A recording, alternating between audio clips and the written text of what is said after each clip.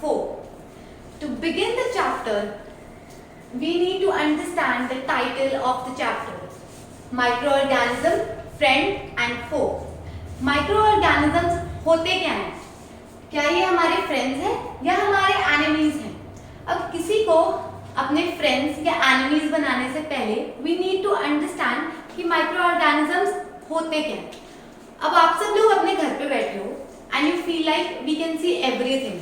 हमें हमारे स्क्रीन्स दिख रही हैं, हमें हमारी नोटबुक्स दिख रही हैं, we can see all are things in the surroundings. But no, there are such organisms जो हमारी एयर में इतने ज़्यादा प्रेजेंट है पर वो हमें दिखाई नहीं देते। ऐसे ऑर्गेनिजम्स जिनका साइज इतना छोटा होता है कि उन्हें हम अपनी नॉर्मल आईसाइट से नहीं देख सकते। उन्हें देखने के लिए हमें एक स्पेशल इंस्ट्रूमेंट को यूज करना पड़ता है, माइक्रोस्कोप। ऐसे ऑर्गेनिजम्स जिनका साइज इतना छोटा होता है और उन्हें देखने के लिए हमें इंस्ट्रूमेंट यूज करना पड़ता है, माइक्रोस्कोप, उन ऑर्गेनिजम्स को कहते हैं हम माइक्रो ऑर्गेनिजम्स और microbes. So to define what are micro organisms, organisms that are small in size cannot be seen with naked eye. They can be seen through a microscope. Such organisms are called as microorganisms or microbes. अब हम लोगों को ये तो समझ आ गया कि microorganisms होते क्या हैं। Now the next question is, अभी मिलते कहाँ पे, अभी रहते कहाँ पर हैं? अब ऐसे तो है नहीं कि हम मार्केट जाते हैं और बोलते हैं कि भैया 10 रुपए के माइक्रो ऑर्गेनिजम्स पैक करके दे दो। ये एक्चुअली होते कहाँ हैं? Where are these micro organisms?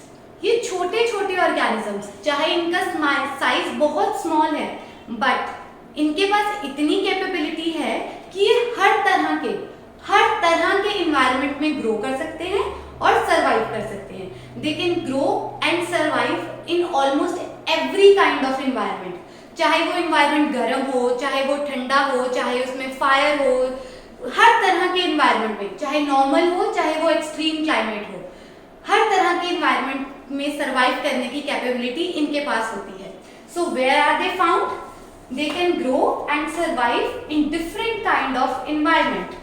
They can be found in hot deserts, गर्म रेगिस्तान जैसे एरियाज में, पोलर आइस कैप्स, हमारे पोल एरियाज पे जैसे नॉर्थ पोल, साउथ पोल, ये एरियाज इतने ठंडे हैं पर फिर भी इन माइक्रो ऑर्गेनिजम्स के पास इतनी कैपेबिलिटी है कि ये यहाँ पर भी सर्वाइव कर सकते हैं।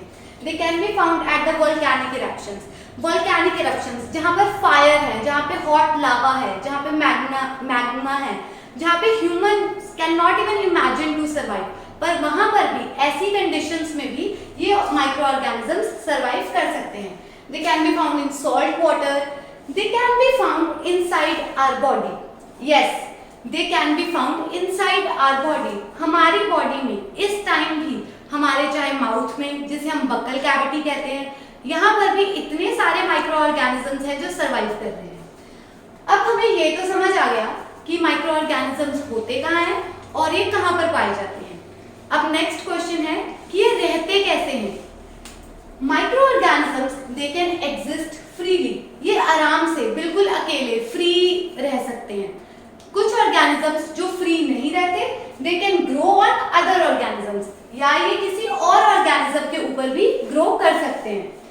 कुछ माइक्रो ऑर्गेनिजम्स अकेले रहते हैं, they live alone like amoeba, पर कुछ माइक्रो ऑर्गेनिजम्स कॉलोनीज में रहते हैं जैसे बैक्टीरिया।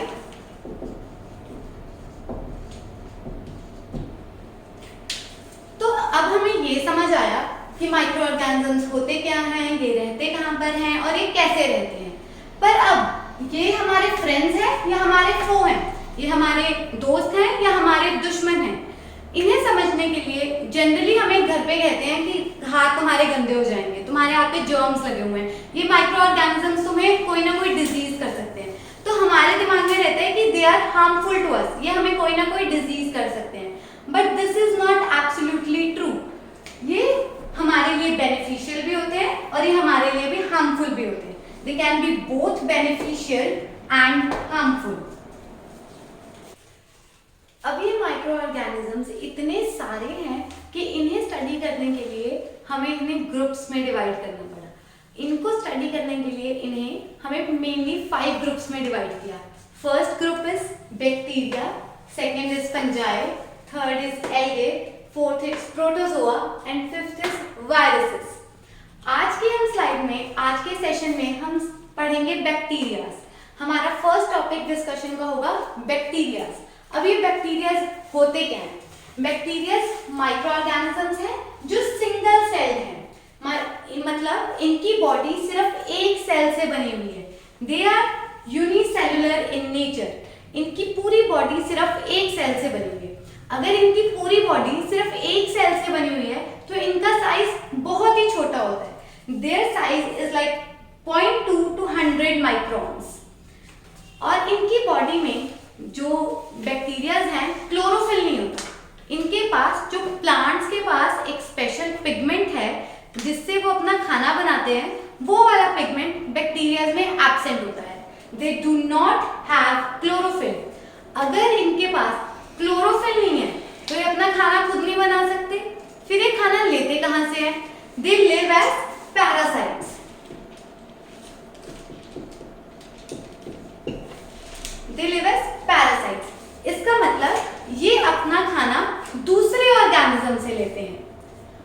अब इनके पास प्लांट्स का एक कैरेक्टर तो नहीं है कि इनके पास क्लोरोफिल नहीं है, but they have a similar character like plants, like they have cell wall. इनके पास सेल वॉल है। अब जो बैक्टीरियाज हैं ये रिप्रोड्यूस कैसे करते हैं? They reproduce asexually through binary fission. अब ये बाइनरी फिजन क्या होता है? बाइनरी फिजन वो प्रोसेस होती है जिससे एक ऑर्गेनिज्म खुद को तोड़कर 2 ऑर्गेनिजम्स में डिवाइड हो जाता है। Binary fission when an organism divides into 2 daughter cells, मतलब एक से वो डिवाइड होके 2 सेल्स में टूट गया। अब जो ये बैक्टीरियाज होते हैं इनकी शेप्स भी अलग अलग होती है। They have different shapes. First is rod shape. ये इनकी शेप ऐसे रॉड की तरह हो सकती है। जो रॉड शेप बैक्टीरिया होते हैं उन्हें हम एक और नाम से भी बुलाते हैं, दैट इज बेसिलाई। एक तो रॉड शेप, दूसरा है हमारे पास स्फेरिकल शेप लाइक दिस। इनकी शेप स्फेरिकल, गोल भी हो सकती है। और जो स्फेरिकल शेप बैक्टीरिया होते हैं उन्हें हम एक और नाम से बुलाते हैं, they are also called as cocci. Third is spiral shape like this. इनकी शेप स्पाइरल भी हो सकती है, और जिनकी शेप स्पाइरल होती है they are also called as spirilla. Bacterias can also be comma shape. इनकी शेप कॉमा की तरह भी होती है। और जो कॉमा शेप बैक्टीरियाज होते हैं उनका एक और नाम होता है cocci. So let us revise what we have done so far कि बैक्टीरियाज होते क्या हैं। Bacterias are single celled organisms जिनका साइज बहुत छोटा होता है, दैट इज 0.2 to 100 माइक्रॉन्स। इनके पास क्लोरोफिल नहीं होता। They do not have chlorophyll, but instead they have a plant like character, that is cell wall. Bacterias जो रिप्रोड्यूस करते हैं, they reproduce asexually through a process जिसे हम कहते हैं binary fission. Binary fission process when an organism divides into 2 daughter cell। एक organism divide होकर 2 cells में डिवाइड हो गया। Different shapes bacterias, they can be of different shape. They can B rod shape, spherical shape, spiral and comma shape. अब ये question तो बिल्कुल simple है कि बैक्टीरियाज मिलते कहाँ हैं? Just like other micro organisms, they can also found everywhere. I hope you guys understand this session, and if there are any doubts, you can discuss with me anytime. As we earlier discussed bacteria, but there is some correction in that. The comma-shaped bacteria is called as Vibrio. I earlier wrote it cocci, but make it correct, it is called as Vibrio. Now, we will discuss another group of microorganisms which is called as fungi. अब fungi क्या होते हैं? Fungi they are plant like organisms. ये plants नहीं होते, ये पेड़ों की तरह नहीं होते, पर इनके अंदर कुछ कैरेक्टर्स होते हैं जो प्लांट्स की तरह होते हैं, इसलिए हम इन्हें कहते हैं प्लांट लाइक ऑर्गेनिजम्स। नहीं, इनके पास प्लांट्स की तरह क्लोरोफिल नहीं होता, they do not have a chlorophyll. इनके पास क्लोरोफिल नहीं है तो मींस ये ऑटोट्रॉफिक न्यूट्रिशन नहीं परफॉर्म कर सकेंगे। क्लोरोफिल वो पिगमेंट है जो प्लांट्स को उनका खाना बनाने में हेल्प करता है, but as fungi it doesn't have chlorophyll, तो ये अपना खाना खुद नहीं बना सकता। अगर ये अपना खाना खुद नहीं बना सकता तो ये कौन सा न्यूट्रिशन मोड परफॉर्म करेगा? That is heterotrophic mode of nutrition. Heterotrophic में it specifically performs the saprotrophic mode of nutrition. अब ये सेप्रोट्रॉफिक मोड ऑफ न्यूट्रिशन क्या होता है? जिसमें ऑर्गेनिज्म अपना खाना डेड एंड डिकेइंग ऑर्गेनिज्म से लेता है, जिसमें एक ऑर्गेनिज्म एक मरे हुए ऑर्गेनिज्म से अपना खाना गेन करता है। They can grow on dead organisms and get their nutrition. अब हम इन्हें कह रहे हैं they are plant-like organisms, but they do not have a chlorophyll. तो plants जैसे इनके पास chlorophyll तो नहीं है, पर इनके पास plant जैसा character फिर है कौन सा? They also have a cell wall. Plants की तरह इनके पास एक cell wall होती है। अब इनकी बॉडी बनी किससे होती है? They are made of thin filament. Filament क्या होता है? What is a filament? Filament is a thread like structure, एक धागे की तरह स्ट्रक्चर। इनकी बॉडी ऐसे छोटे छोटे धागों से बनी होती है। अगर ये एक सिंगल धागा है, if there is a single filament, तो उसे हम कहते हैं हाइफे। बट अगर एक ग्रुप ऑफ फिलामेंट्स है like this, they are called as mycelium. Mycelium is a mass of hyphae, means बहुत सारे हाइफे जब इकट्ठे हो जाते हैं तो वो क्या बनाते हैं? माइसीलियम। इनका साइज भी बहुत छोटा होता है, 3 to 10 microns, but some fungi they have a large size that is in centimeters. जैसे हम सब अपने घर में मशरूम्स खाते हैं, mushroom is an example of fungi, we can clearly see it, क्योंकि इनका साइज सेंटीमीटर्स में होता है। We called as mushrooms. Mushrooms का साइंटिफिक नेम होता है एगैरिकस। अब आप लोगों ने देखा होगा कि अगर कुछ दिन हमारी ब्रेड फ्रिज में ऐसे ही रह जाती है या बाहर ऐसे ही पड़ी रहती है, तो उसके ऊपर कुछ ब्लैक स्ट्रक्चर्स आ जाते हैं, ब्लैक ऑर्गेनिजम्स ग्रो करना शुरू कर देते हैं। उन्हें हम कहते हैं rhizopus. Rhizopus is a bread mould. ये एक ब्रेड मोल्ड है। It is also a form of fungi जो ब्रेड के ऊपर ग्रो कर जाती है। So let us revise what we have done so far. What is fungi? Fungi, they are plant-like organisms, but they do not have a chlorophyll. That's why they perform heterotrophic nutrition, particularly saprotrophic nutrition. They can grow on dead organisms, but like plants, they have a cell wall. और अब इनकी body बनी किससे होती है?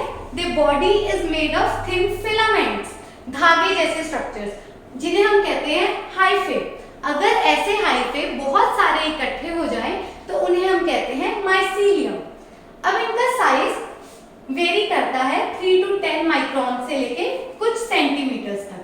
3 to 10 microns में हमारे example है yeast. Yeast is a unicellular fungi. इसकी बॉडी एक सेल से ही बनी होती है, but we also have multi cellular fungi like mushroom.